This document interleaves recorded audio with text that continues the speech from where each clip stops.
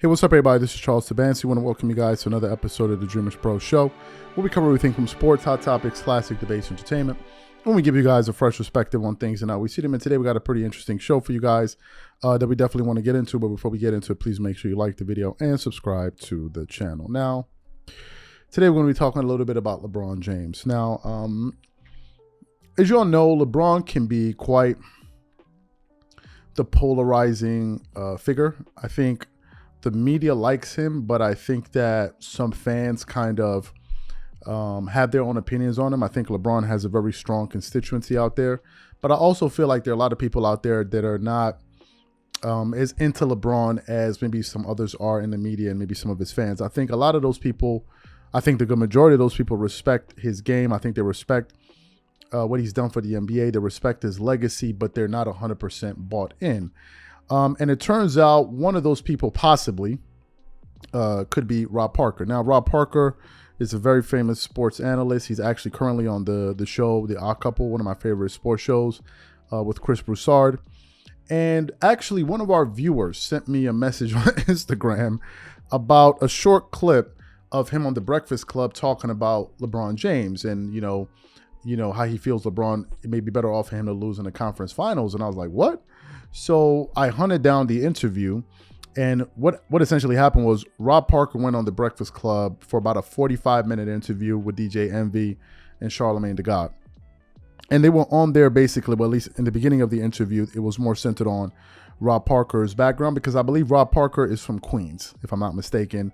And they just kind of go through his history and of how he got to where he is now in his career. And then Charlamagne kind of segued onto a comment that's kind of been stirring up some controversy and unrest around NBA circles, which was where Rob Parker said he essentially believes that it may be better for LeBron to lose in the conference finals than losing in the NBA finals. So what we want to do is want to play Rob Parker's entire take on this matter, and then we're going to really come back and unpack this thing. So take a listen to what Rob has to say here. Take a listen to that. Yeah, I never understood when we started giving people participation trophies. Nobody ever said the Buffalo Bills is one of the greatest NFL teams. That never happens. Thank you. That's my argument all the time when I talk about it. Marv Levy was the coach of that Buffalo Bills team. Went to Have you ever heard anybody say Marv Levy is the greatest coach in NFL history? No, because it's about winning. It is about winning. And if we're talking about the greatest of all time, we should nitpick. Yeah. Look through somebody's resume. Who'd you beat? What was the circumstance? What was the situation? That's what. And it doesn't mean that because I don't think LeBron's not the GOAT, I think he's a bum. He's a great player. I think he's the second best player of all time. I got him. But I don't think he's the GOAT. I got him fourth. I got him fourth. I got Michael, and people don't agree with this, but I got Steph Curry. You got Steph Curry. I got Steph 2, Kobe 3, then Bron, then Magic. Wow. I can't get with the Steph Curry. So you heard what he had to say. Now, a good amount of people out there pushed back on that notion because they were like, wait, so basically you're saying that LeBron should basically try to lose because it'd be better off if he doesn't go to the finals and loses. So basically you're saying he should just throw in the towel. How can you expect a competitive guy like LeBron James to just throw in the towel?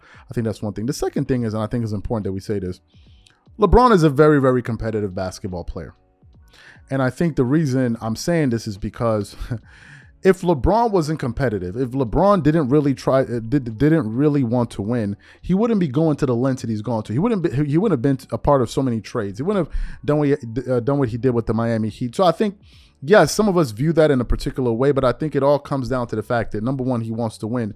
And number two, LeBron wants to have a certain legacy out there. And I think that he'll go to any length to ensure that his story is told the way he wants it to be told, whether that's for good or for bad or whatever it is. I think he is transfixed on that, and I don't think it's necessarily a bad thing, because there's some guys in the NBA that simply don't care about their legacy. All they care about is their money, and I think LeBron is one of the few guys out there that's not playing for money. Obviously, he wants to make money. Yes, obviously, but who doesn't want to make money?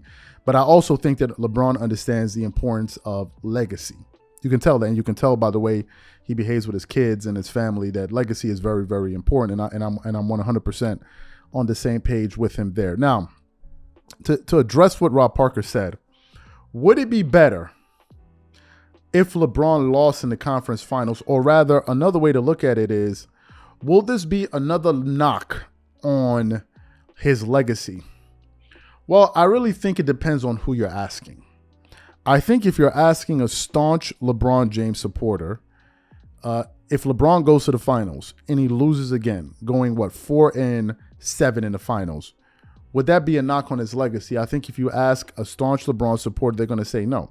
They're going to say this guy's in year 20. He broke Kareem's record, and now he finds himself in an NBA Finals, considering that this team by the halfway point of the season was a 13 seed, that they're going to say that's a remarkable season. And in fact, it's a major success. They will look at it that way. And then you have critics of him that will say, well, this is just another reason why it is absolutely ridiculous to compare LeBron James to Michael Jordan, who has an unblemished finals record. Here's my take on LeBron, and I'm beginning to modify my position on him in this way.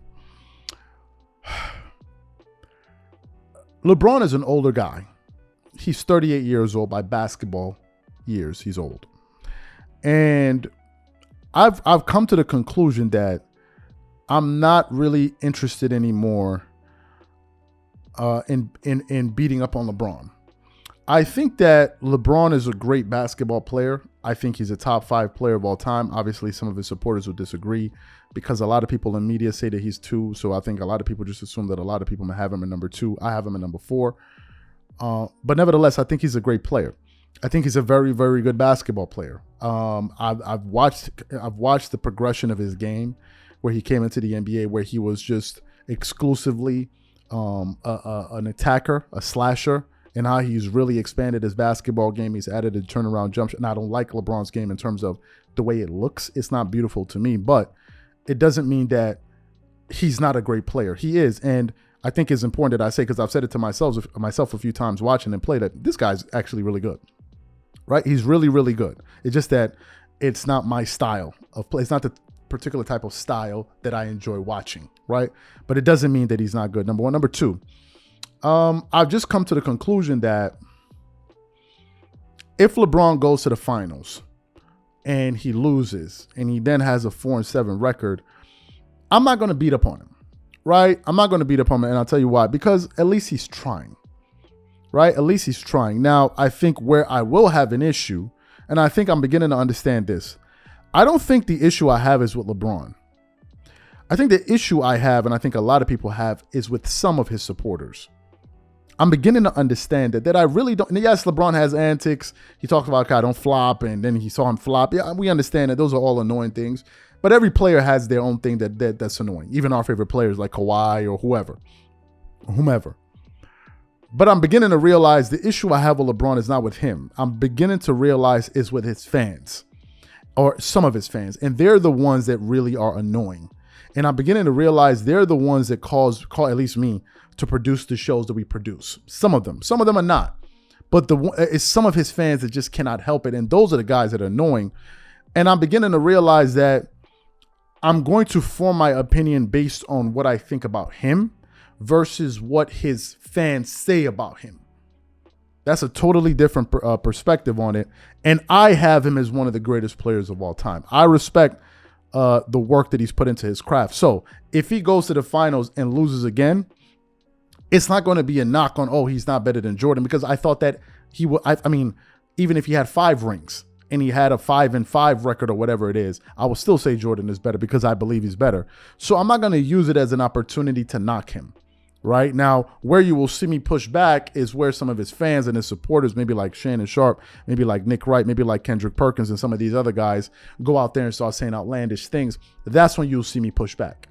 And, you know, that's when I feel like I have to say something, because then there must be a counterbalance. But I've realized the issue I have with LeBron is not with him. I think it's with some of his fans, because some of them are truly insufferable. Some of y'all are really insufferable.